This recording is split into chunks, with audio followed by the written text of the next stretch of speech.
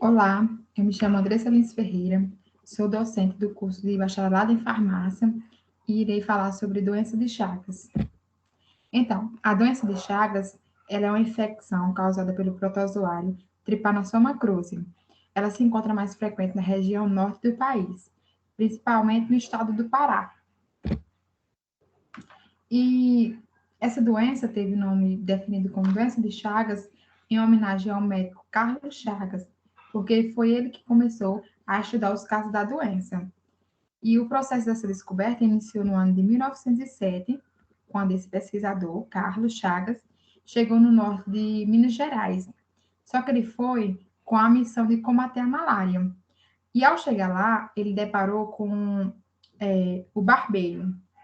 E ele começou a investigar esse barbeiro. E mais na frente, no ano de 1908, ele encontrou pela primeira vez a presença dos flagelados no intestino do Triatometes, que no caso é o barbeiro, que o barbeiro ele é o vetor da doença.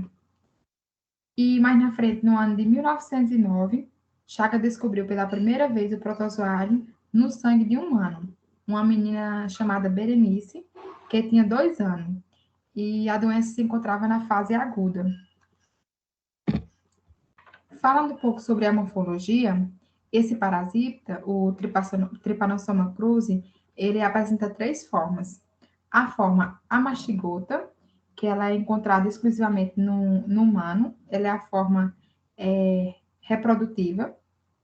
O epimastigota é encontrada exclusivamente no barbeiro, na forma reprodutiva também. E o tripomastigota, ela é encontrada tanto no barbeiro como no humano. Ela é a forma infectante. Irei falar um pouco sobre cada um deles. Os amastigotas, ele apresenta uma forma arredondada, com pouco citoplasma, porém com núcleo grande. Ele não possui flagelos. Ele se encontra presente na fase intracelular, durante a fase crônica da doença. A epimastigotas, ela apresenta tamanho variável, com formato alongado e núcleo semicentral.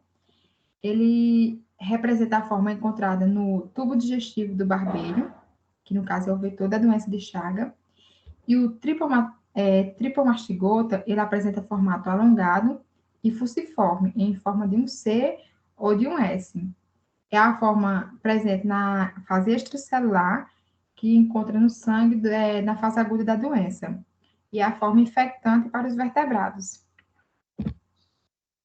A transmissão, como falei anterior, é através uma boa parte é através do barbeiro, que ele é o principal vetor responsável pela transmissão da doença. Ou seja, 50% do caso de doença de Chagas é transmitido através do barbeiro.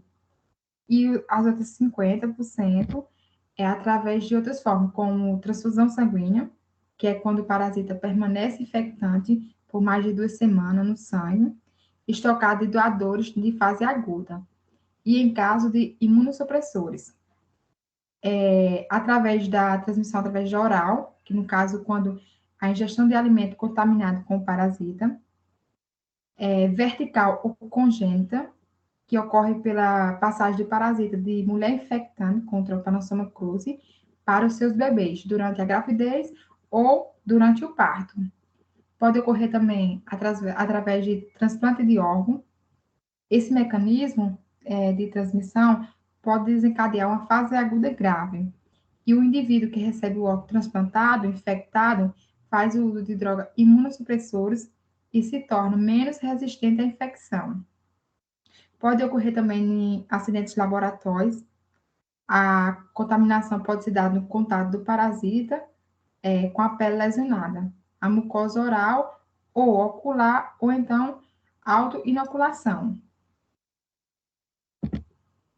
E falando um pouco sobre o ciclo biológico, ele se divide, eles são dois: o ciclo biológico no barbeiro e no humano.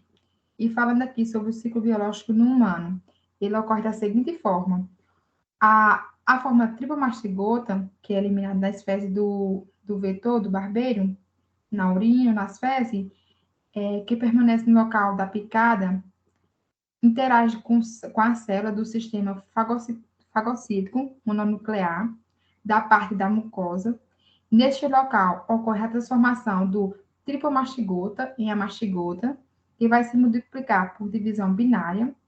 A seguir, ocorre a diferenciação do amastigota em tripomastigota, que são liberados da célula do hospedeiro, caindo na corrente sanguínea, que vai atingir células de outro tecido ou órgão.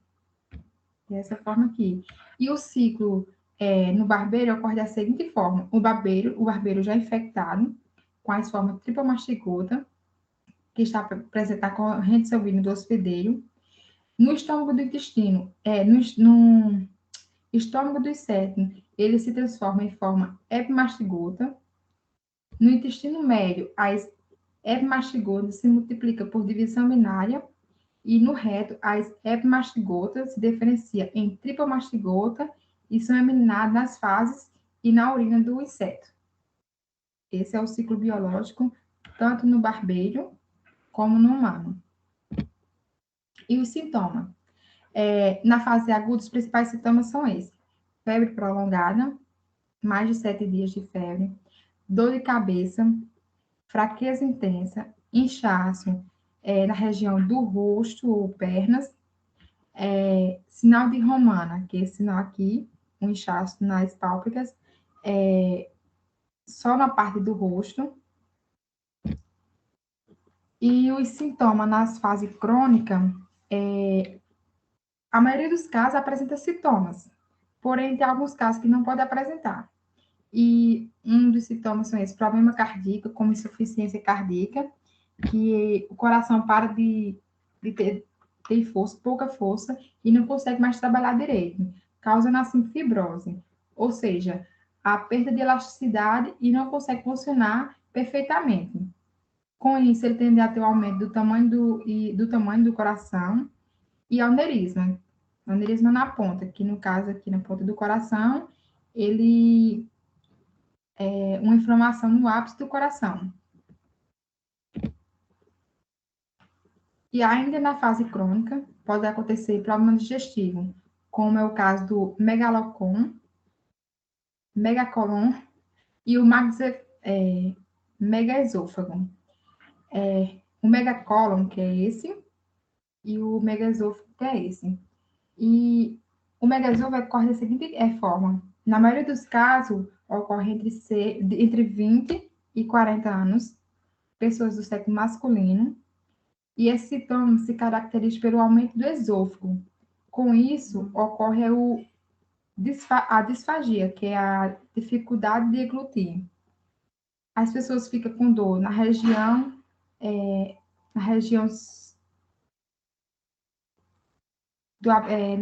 do esôfago, e já o megacolon acontece mais frequente em adulto entre 30 e 60 anos, do sexo masculino. Os sintomas e sinais mais frequentes é a constipação, ou seja, o aumento do perímetro abdominal, pelo inchaço do intestino.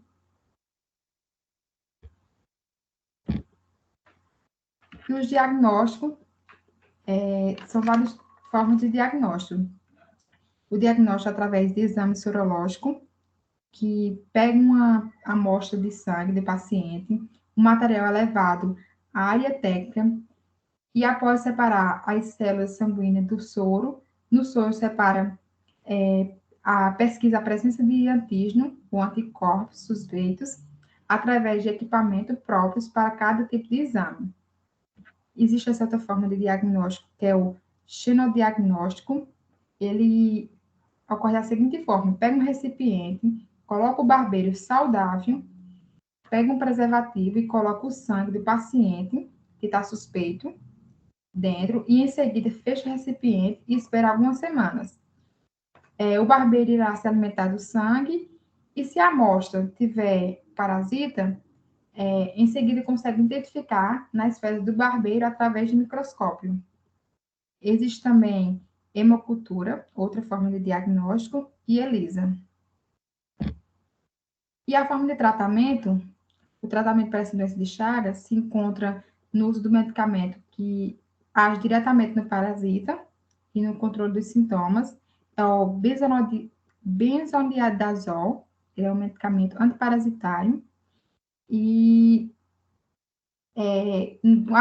a dose dele, a dosagem é 5 miligramas por quilograma ao dia para adulto e 5 a 10 miligramas por quilograma ao dia na dosagem para criança.